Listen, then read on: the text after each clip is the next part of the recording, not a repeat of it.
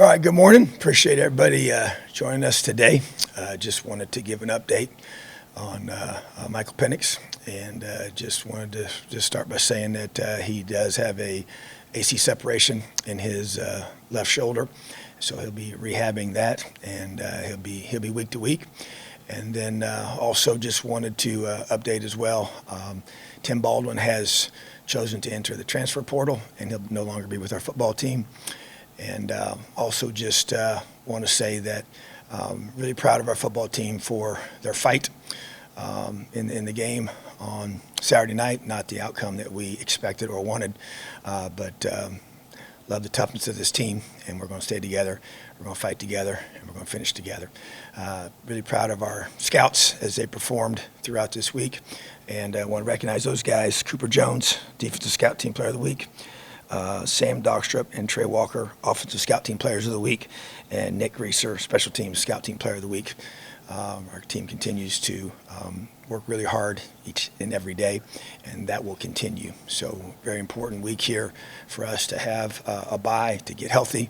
Got several guys that need this week to be able to rehab and get themselves physically back where they want to be, and looking forward to us being able to focus on that as well as fundamentally and technically improving as a football team. At this time, we'll take questions. All right, Tom, Bruce, and Dustin. Tom, is in regards to Michael's diagnosis there, so is surgery not necessary, and is it just a rest and rehab thing with him? That is correct. Surgery is not necessary at this point, so the rehab process has already begun, and he'll be working through that on a daily basis. All right, Dustin and Zach.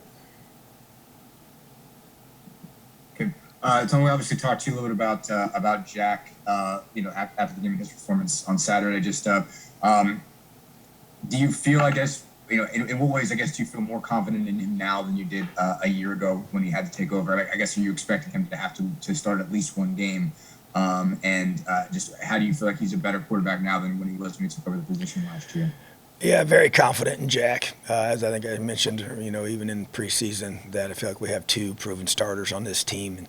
And even as you saw him come in the game on Saturday, just very decisive in his decision-making, and both to throw and to run, and just his maturity, over time, and the experience he got last year, being able to lead us on the road at Wisconsin, and then play to show a tremendous amount of toughness to play through an injury in the bowl game, and so just his growth as a player, as a leader.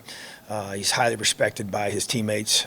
Brings an energy as well that you could see. And I thought he gave us a spark even Saturday. So absolute confidence in him, and have always felt that way. Always ready to go, and just really ready when called upon, which is a unique quality he has, just to be able to stay focused and locked in, and always be ready, even though he knows he may play one snap, no snaps, or 80 snaps when he steps in the backup role each and every week.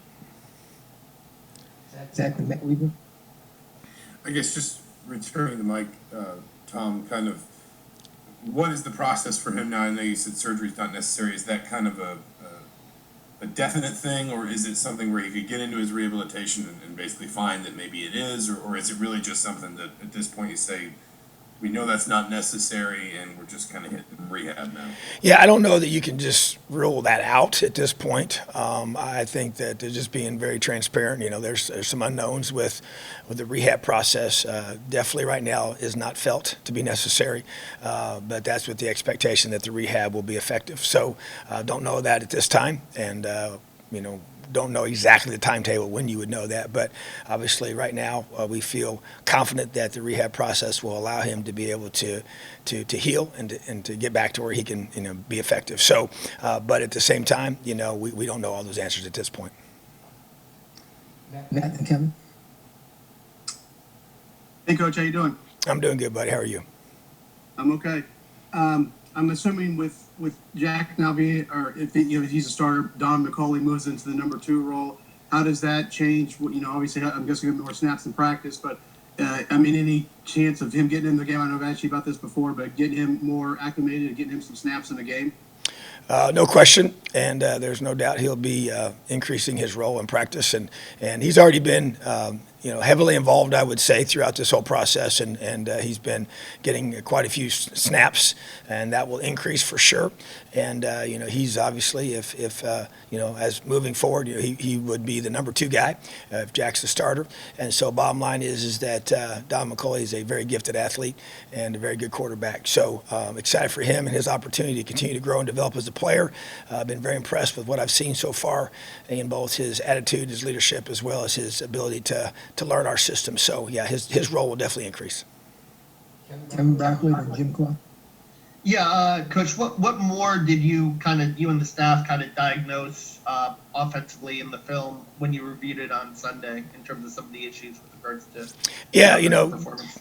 To me, we went through and did our normal process, but also very much additional time, with myself and our offensive staff one-on-one, watching every single snap, going through and evaluating our scheme, evaluating our execution, evaluating our techniques. Definitely going to make some adjustments there. There's no question. The performance was not acceptable, not to our standard, not good enough.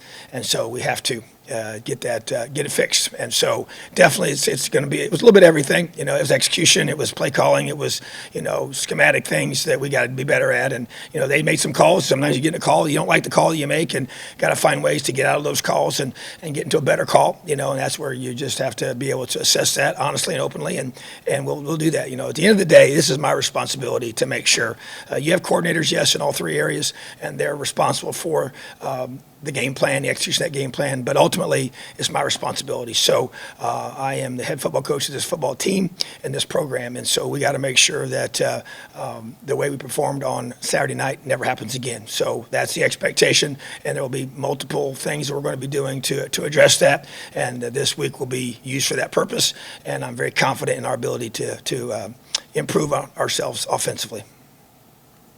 Jim, then Mike.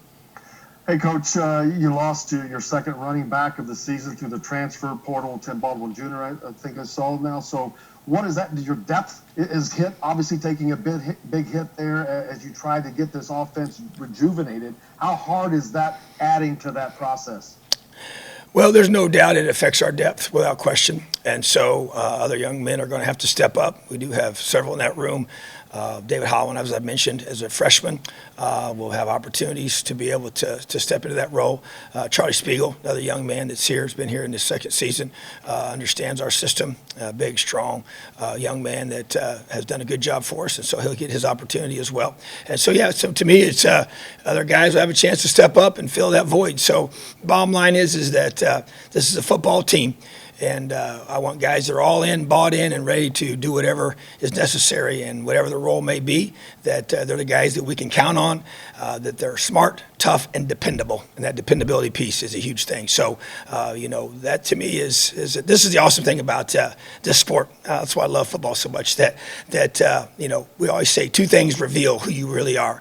And that is over time and with pressure. And time and pressure reveal who we are, and they expose things. And so to me, it gives us a chance to really know who our players are and who we can count on. And when things get hard, you want to be able to have guys that that you trust and you can depend on them. So that's what we're figuring out as this process goes through, and that's what adversity does. So excited to see this team respond and see who steps up into those roles.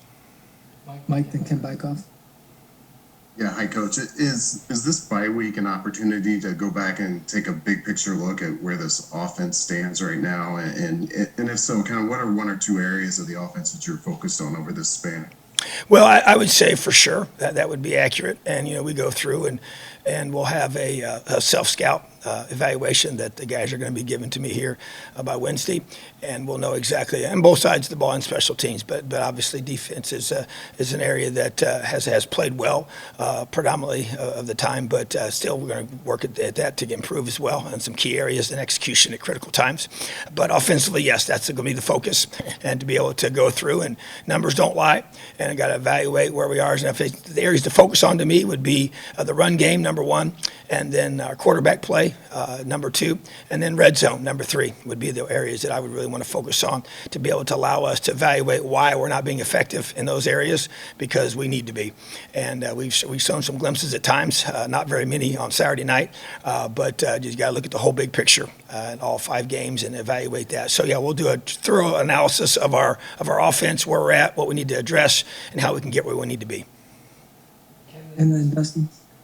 Coach, can you hear me okay? Yes, sir. Okay, well, I wanted to ask you about the effort of the defense and Michael McFadden in particular, just the job that they did. I mean, obviously there were 24 points given up, but your thoughts on just the way that they played, and especially Michael McFadden. Yeah, I tell you what, just really proud of the effort. It was pretty obvious to everybody that watched how hard we played.